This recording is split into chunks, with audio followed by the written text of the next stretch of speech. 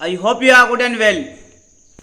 आज 2 जून है और 4 जून को इलेक्शन के रिजल्ट आने वाले हैं और इलेक्शन में महंगाई मैन की सरकार वापस एग्जिट पोल पे दिखा रहा है। तो मेरे ऐसे लोगों से मेरे को पूछना है कि क्या आपको भारत की अर्थव्यवस्था की भी चिंता नहीं है क्या?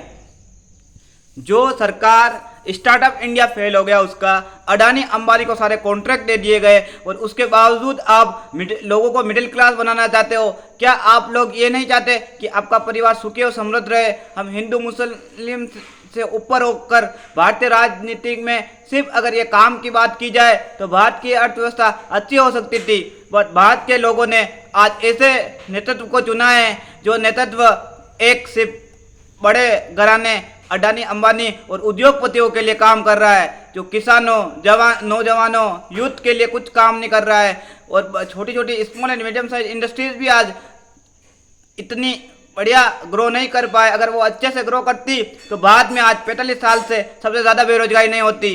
बेरोजगारी का मतलब ये नहीं होता कि काम धंधे होना, बेरोजगारी का मतलब ये होना कि उसके स्टैंडर्ड के हिसाब से, उसको टैलेंट के हिसाब से उसको पैसा नहीं मिलना। ये ज़रूरी नहीं कि सभी जगह बिजनेस करे। बिजनेस करने के लिए सबसे पहले पैसा चाहिए और टैलेंटेड, हर आदमी टैलेंटेड होता है और वो कुछ करना चाहता है। बट आज इस सरकार ने पेपर लीक का भी मुद्दा उठाया, सरकारी वैकेंसी कम कर दी, स्टार्टअप इंडिया में सिर्फ अडानी अंबानी का साथ दिया गया। उसके बावजूद भारत की जनता ने ऐसी सरकार को चुना।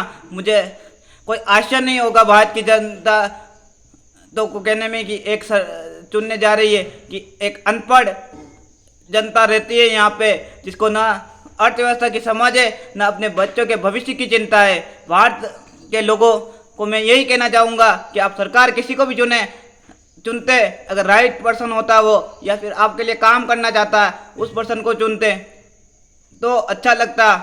बट लोगों ने ऐसी चीज़ ना चुन के हिंदू मुस्लिम को प्रायोरिटी पर रखकर वोटिंग करी, तो मेरा मानना है कि ये बिल्कुल सही नहीं है। अगर हिंदू मुस्लिम से ही आज सरकार बनती तो देश की अर्थव्यवस्था का क्या होगा, देश की अर्थव्यवस्था में युवाओं का क्या होगा, उन किसानों का क्या होगा जो इतने सारे किसानों ने 2014 से बाद से कितनी ज़्यादा सुसाइड कर ली। और उसके अलावा यूथ जो रोजगार की तलाश में अपने कंपटीशन फाइट कर रहा, अपने स्टार्टअप ले रहा, तब भी उसको सक्सेस नहीं मिल रही।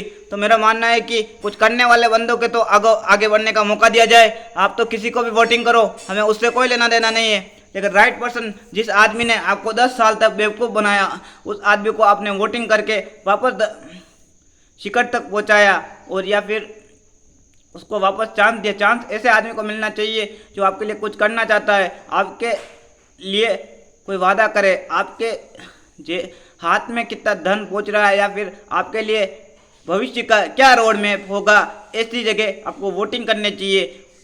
4 जून सरकार बनाने का मतलब ये नहीं, क्योंकि कांग्रेस, कम से कम मैं कांग्रेस या बीजेपी में किसी को पक्ष नहीं लेता, लेकिन जो आज अर्थव्यवस्था का पक्ष लेगा उसको हम खुले दिल से समर्थन करेंगे। भले कोई भी सरकार हो, उसमें मुझे इससे जो अर्थव्यवस्था के लिए अच्छी सरकार है उसी का पक्ष मैं लेता हूँ।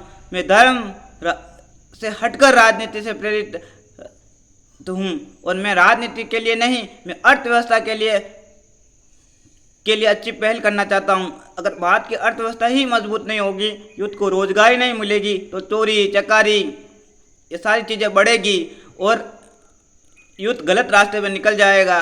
और उसको सही ट्रैक पे लाने में भारत की सरकार को, क्या उसके माँ बाप, राज्य सरकार, अगर ज़्यादा टाइम निकल गया तो आप सब जिम्मेदार होंगे और ये जो देश है अलग दिशा में आगे बढ़ेगा, सही दिशा में आगे नहीं बढ़ पाएगा। उसके लिए सबसे ज़रूरी है यूथ को रोजगार देना, नए रोजगार पैदा करना, छोटे स्मॉल एंड मीडियम इंडस्ट्रीज को बढ़ावा देना।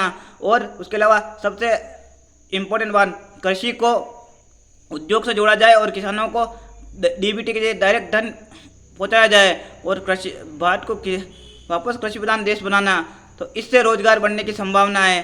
तो रोजगार के लिए सिर्फ अडानी अंबानी तो सिर्फ कुछ एक उनके चहितों को ही रोजगार देते हैं, मगर ये लोग 90% रोजगार क्रिएट करते हैं। और उसके अलावा युवाओं के जो साथ पेपर लीक का अन्याय हो रहा है उसे भी रोका जाना। मेरा मानना है कि अगर ये चीज़ें सारी होगी तो भारत की अर्थव्यवस्था आज विश्व की नंबर 1 अर्थव्यवस्था बन सकती है। जो कुछ पहले हुआ था, अभी दूसरी जगह भी ये युद्ध वगैरह चल रहे हैं, तो मेरा मानना है कि भारत की अर्थव्यवस्था में सुधार किया जा सकता है, जो ये सरकार बदलने के बाद ही हो सकता है। क्योंकि ये सरकार सिर्फ 2-3 मुद्दों पे ध्यान देती है, उनको पता नहीं है कि अर्थव्यवस्था में किसको पैसे देने से भारत की अर्थव्यवस्था स्ट्रांग होती है, कैसे काम चलाने से भारत की अर्थव्यवस्था को मजबूत बनाया जा सकता है। मेरा मानना है कि भारत की अर्थव्यवस्था के साथ जो मोदी सरकार ने या इस सरकार ने 10 सालों में जो जो चाहिए था वो नहीं किया। मैं ये नहीं कहूँगा कदम नहीं उठाए, कदम उठाए। अडानी अंबानी के लिए कदम क्यों उठाए गए आपने? अगर आप बेचना था तो उसमें कोई पार्टनरशिप डीड करते, या फिर यूथ के लिए रोजगार सुरक्षित रखते, या फिर देश हित को राष्ट्र हित सर्वोपरि रखते। आपको सिर्फ फायदा ही पहुंचाना ये उचित नहीं है। मेरा वीडियो आपको अच्छा लगे इसे लाइक शेयर सब्सक्राइब कर दीजिएगा।